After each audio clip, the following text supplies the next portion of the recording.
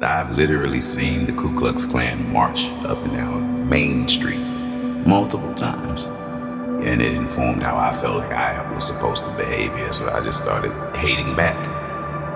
My nervous system was always on edge. I'm always ready to fight. I'm always ready for war. Hypertension is a given when you're always operating in an energy. I'm leaving work. I feel it's like a sting, and I knew this isn't right. I'm losing my breath. It just feels like I'm suffocating. We get to the emergency room. They get me on the gurney, and I just kind of casually take my attention up. And when I do that, instantly I'm in space. There was no tunnel. There was no anything. Everything was energy. Everything felt like love. The pain, the confusion, the identity stuff was gone.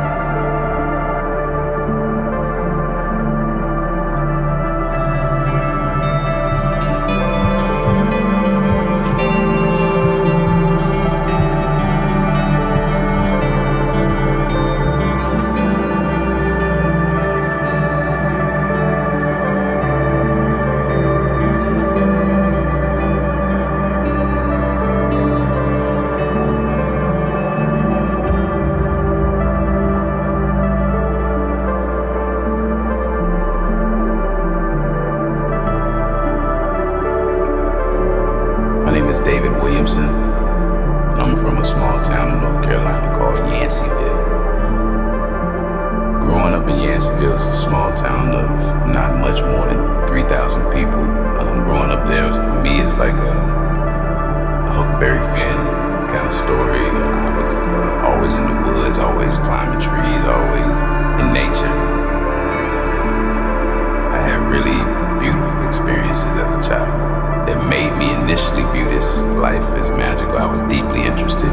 Used to dig in the ground and try to find fossils. Always, everything I found, even if it was just a piece of broken glass, I thought it was some magical piece of treasure that I found. North Carolina is beautiful, but Caswell County is the county that I grew up in. It's one of the poorest counties in the country. It has a lot of deep-rooted racial tension. Even to this day is one of the highest active Ku Klux Klan activity in the country. My biological grandfather was a sharecropper, and my uncles grew up on that farm. When you couple all those things together, it creates a lot of dynamics where people get traumatized and it goes unresolved and unaddressed. You start hearing people around you kind of echoing the same hate that they've received from white people around us. You hear it being echoed in the house, and like they're this way, they're that way. It gets reiterated and recycled in your day-to-day life, in your house, in school. It's just all of it, you know. And it informed how I felt like I was supposed to behave here, so I just started hating back. But I've literally seen the Ku Klux Klan march up and down Main Street, the most busy street of the town, multiple times, and I've seen the pain and the anger from the people. While it's happening, I'm watching my aunts, watching my mother, watching all of them, just feeling so much pain, so much anger, and it's envious, you know. It's affected me, you know, and it just makes you more angry. It makes you more angry, and it justifies every negative thought that you have. And you think that you can make these sweeping statements about all white people that actually make sense, and it just doesn't. It just doesn't make sense, because one of the earliest memories that I have in my childhood was in preschool at Graves Chapel Church. Miss Mueller was one of the teachers there as a white lady, and I remember her holding me in her lap while she did story time and feeling her love for me. And then there's other examples of white people who took interest in me genuinely, just and tried to open doors for me. And when you have this narrative that you're just recycling in your head over and over and over, you ignore the good stuff stuff and you only center the bad, and that's where your narrative gets buttressed with not any good, not any outlier. The outliers don't matter at all. It's just the narrative. Everything that supports the narrative is the only thing I can see. So it becomes a thing where every part of your life just confirms what it is that you want to believe. You don't feel that there's any way that you can be wrong about it. The disparity is real. If the disparity is real, they are doing it. And that day became so powerful of a boogeyman. My nervous system was always on edge. I'm always ready to fight. I'm always ready for war. Hypertension is a given. It's a given when you always operating in an energy where you're waiting for him to say something offensive so that you can explode 400 years of rage on this person, you know. It's so painful to be in that space all the time. I didn't get to experience anything that made me happy. I was miserable.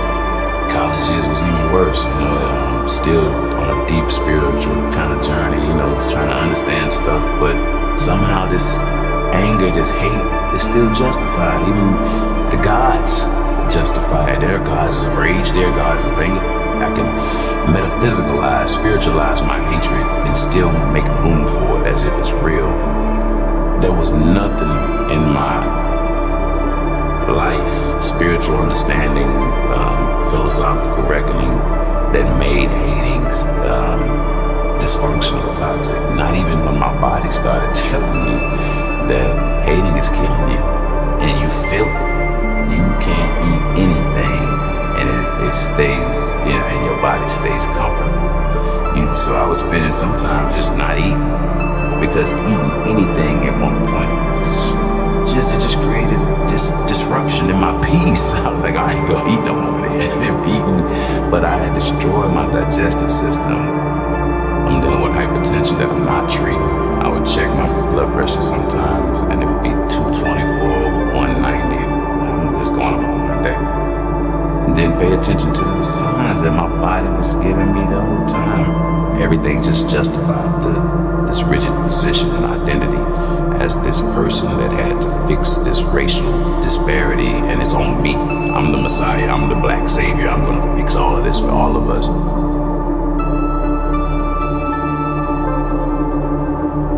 It was February 1st, 2021. I was just sitting in my garage with two of my friends,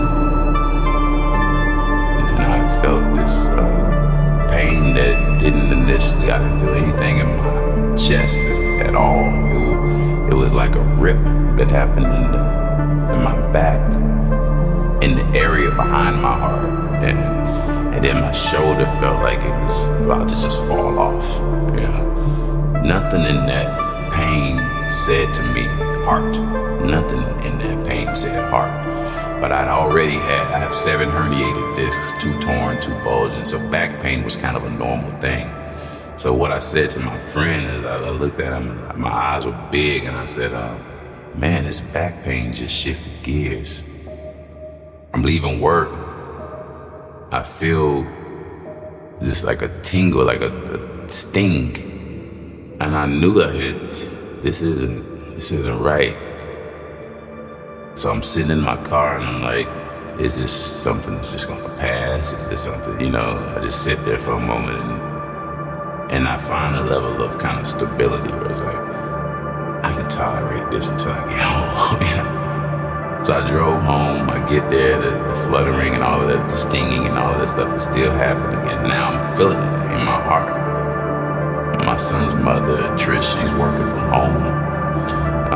So I call up to her and I say, then I need to go to the emergency room. This is not getting better, it's getting worse. Now as we're in the car, I'm losing my breath.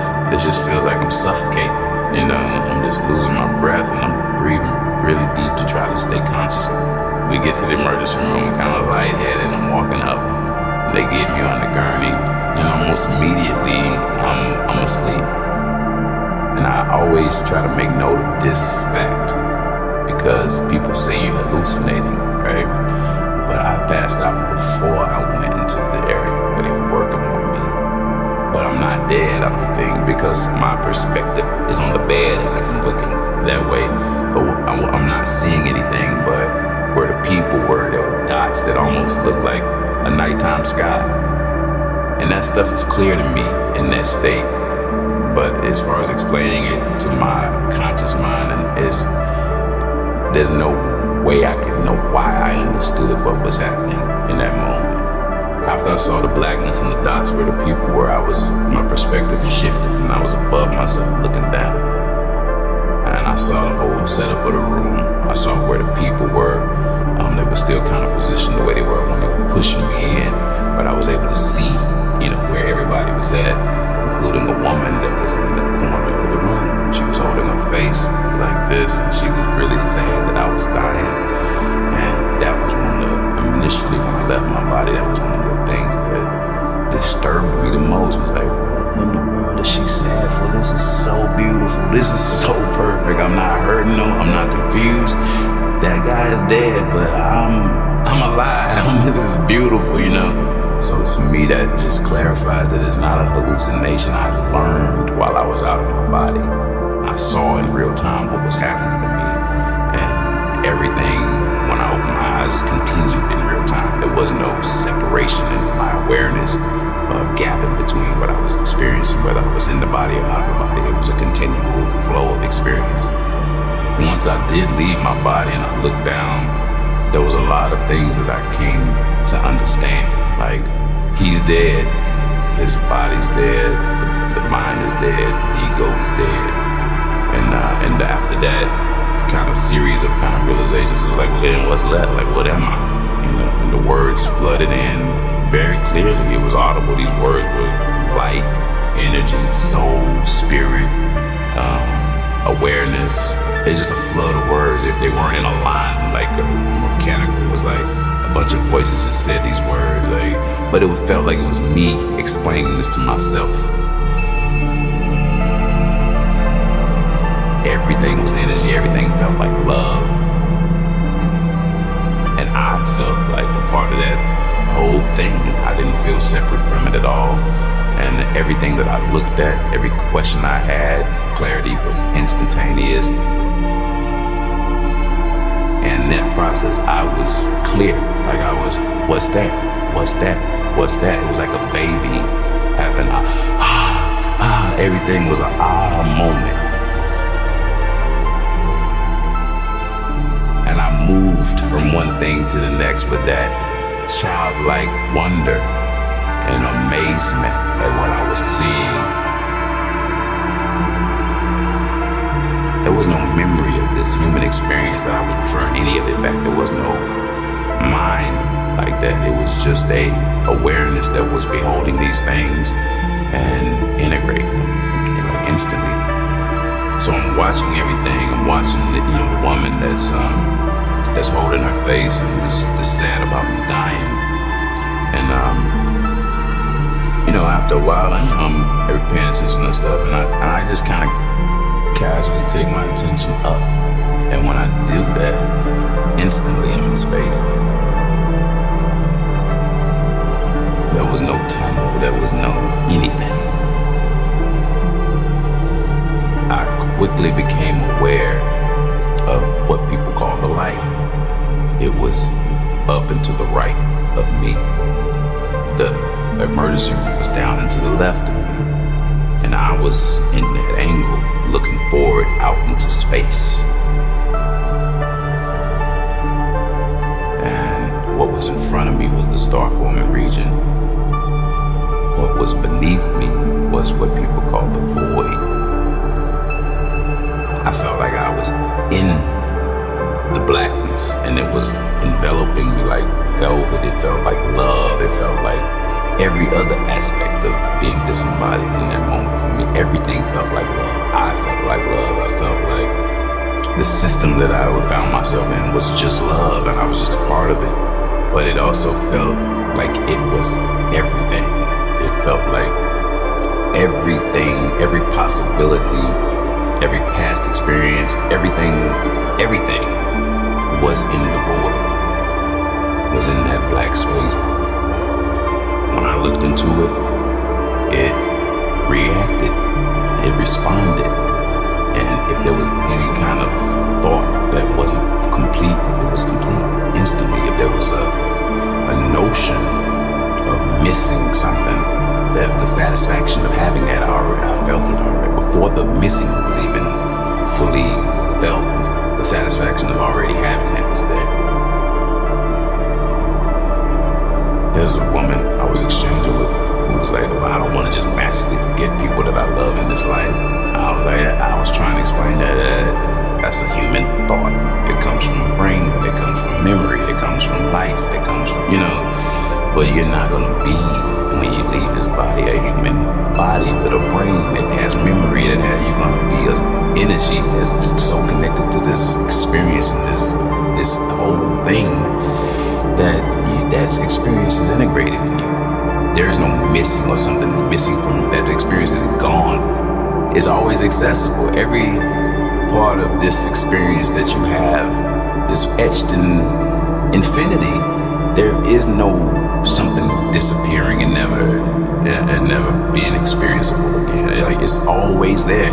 So you don't miss anything. There's no missing anything. You're more integrated with the system outside of the body than you are in the body. And that's kind of what we are, is an individual node accumulating a perspective that ultimately gets fed back into the system and becomes a possibility, an option for everybody else in the system forever. So your experience isn't ever lost. When I was in space, I was interested in everything, so my attention kind of just moved all around. There was a point where I was looking up at the light, it's almost like I was trying to decide if I was going to even entertain it or not. I looked back up at it and I looked back down into the emergency room. And when my attention went from the upper angle down back to the left, it went through me, and I was just a glowing orb of light. That's what I appeared to be. I had never felt more alive than when I was that glowing orb of light. I had never felt more aware of what was happening on this planet. In that state, I understood everything. The pain, the confusion, the identity stuff was gone. We are all orbs of light. We're not these bodies. I experienced the orb of light as being perfect, as not confused, as not being contextualized in a human sense in a way where it's going to cheerlead for one side or the other. It was disconnected somewhat from the specifics of the human experience. It was just aware, you were in that body. That body's dead. It wasn't like, you were a black activist and you need to go back and hop in that body and get to the fight. There's no more fighting. That fight stuff was done.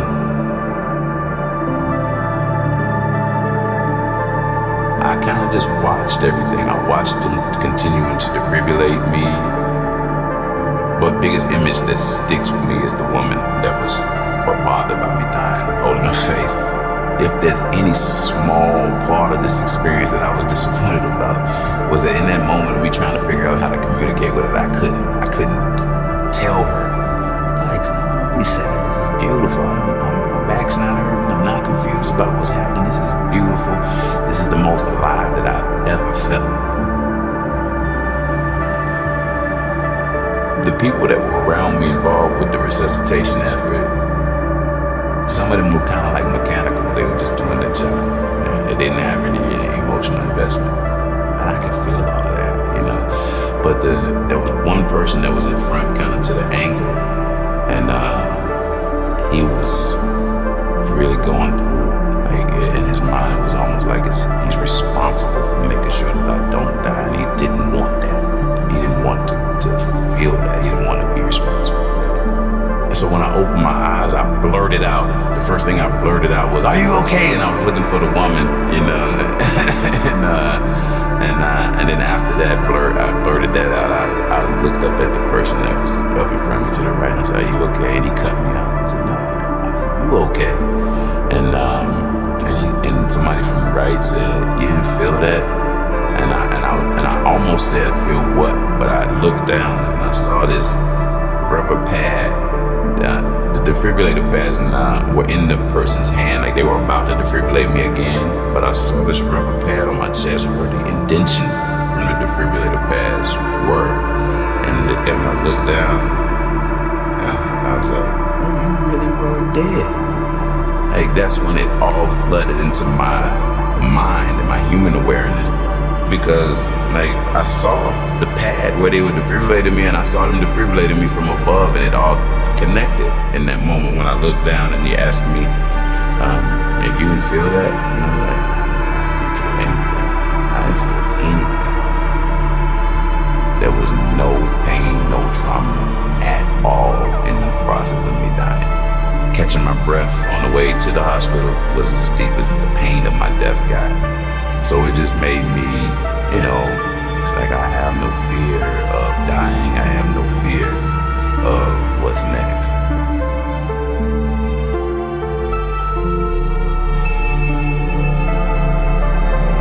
When I came back from my near-death experience, I was so painfully aware of everything around me. People's pain and confusion.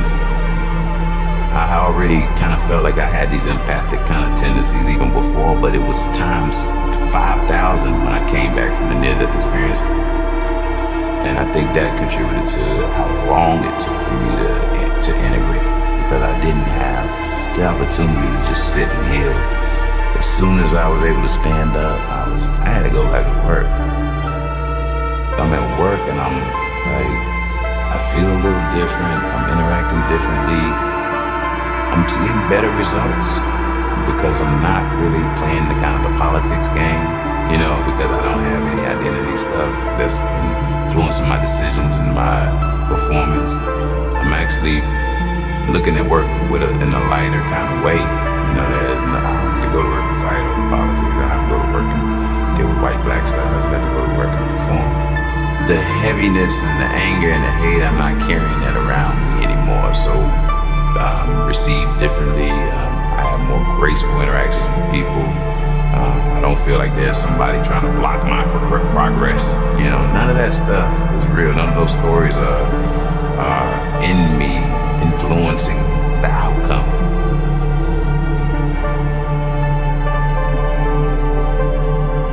What having that experience does to you is it gives you this extremely radical sense of accountability all the way down to the thoughts that you've had.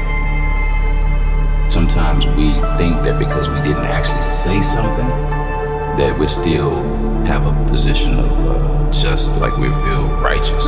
I didn't call you that, but you thought it. So if you thought it, own that. You gotta own that thought. You gotta own that thought, because that thought contributed to the tension that was created in that moment. So we have to learn how to understand what we're doing and what we're choosing. Don't allow tension and pain and confusion to persist for too long, because it'll hurt you and it'll influence your perspective of reality in a way that's not. It'll give you a bias. So when you feel it, fix it so that the bias doesn't sit in you so long to where it's part of you and now it's hard to get it out of you. What my experience showed me is that we tend to become the emotions versus just feeling them and letting them pass. It's like I became hate instead of just saying, oh damn, that was hateful. Do I want to respond in kind? We don't pause and be like, and think about the impact of feeling hate on your physical being. Was it personal? Was this person just a miserable person? Do I have to internalize what they're saying? Do I have to? No. But when you're already on edge and you already have these biases, you're ready. You're ready to jump. As soon as the invitation is presented to you, you're ready to respond to it. You may very well be justified in your anger, and you're definitely going to feel justified in your anger, right? But my anger killed me. So if I was able to see what I was in a different way, instead of responding to it anger, responding to it with responsibility, responding to it with hope, I can help change that versus using all of that energy on just hating the people who I feel are creating the dynamic. the further removed I am from feeling all of that pain for so long, damaged my body, made me so sick because of how I'm thinking. And the only way I was able to shake the connection to those stories and those narratives is through having that reset, you know, and having those narratives kind of shook off of me.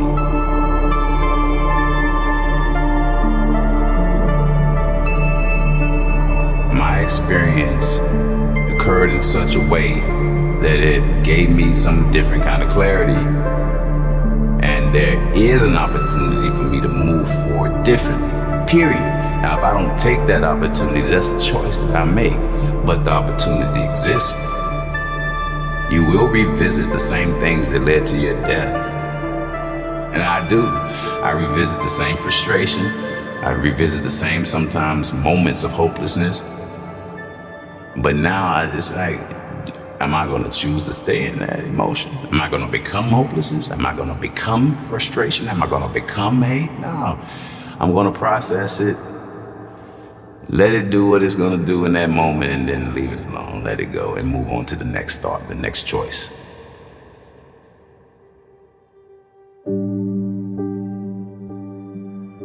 We just have an experience here, and because of the narratives and the stories that we choose, it becomes a negative experience, a positive experience, but it's all just stories, and you don't have to choose those stories. You come here already equipped with how to function here, and then we're not taught to honor that in any way whatsoever. We're taught who to be, what we are, what our name is, how we, you know, what's important, who we're supposed to like, who we're supposed to hate, how we're supposed to, you know, we're told all of this stuff, and then we expect people to develop into authentic human beings when they've never made a decision for themselves at all. They just accepted prepackaged identities. There's no choice in that you're just selecting from among what's not even available to you, but it's actually what's pushed on you by people who actually love you. They're giving you this advice because they love you. They're telling you to think this way because they think it worked for them. You know, and they just want you to, you know, be okay, but it doesn't work. Look at the world around us. This thinking and these orientations that we have towards each other and this planet and this life doesn't work. It doesn't work. The more clear I have become about what being a human being is, the mind, the body, the ego, and this soul thing, you know, that is infinite and it leaves this place is perfect. It doesn't hold on to human trauma. It doesn't hold on to this stuff. It doesn't. But it's permanent, and it's what you leave here as. That's what you are. We are creating our next life right now in this moment with our attention. And as long as we can own our attention and not allow our attention to be totally manipulated and injected with a bunch of software that doesn't originate inside of us. If you focus on misery, you're compounding misery. If you focus on hope, you're increasing the probability that other things can happen outside of the negative possibilities. And if we collectively start understanding how to galvanize our attention in different ways, then we can magnify our creative capacity. If an individual can focus their attention on what they want and get it, imagine if 20,000, 30,000, a million individuals can focus their attention on unified and what they can create.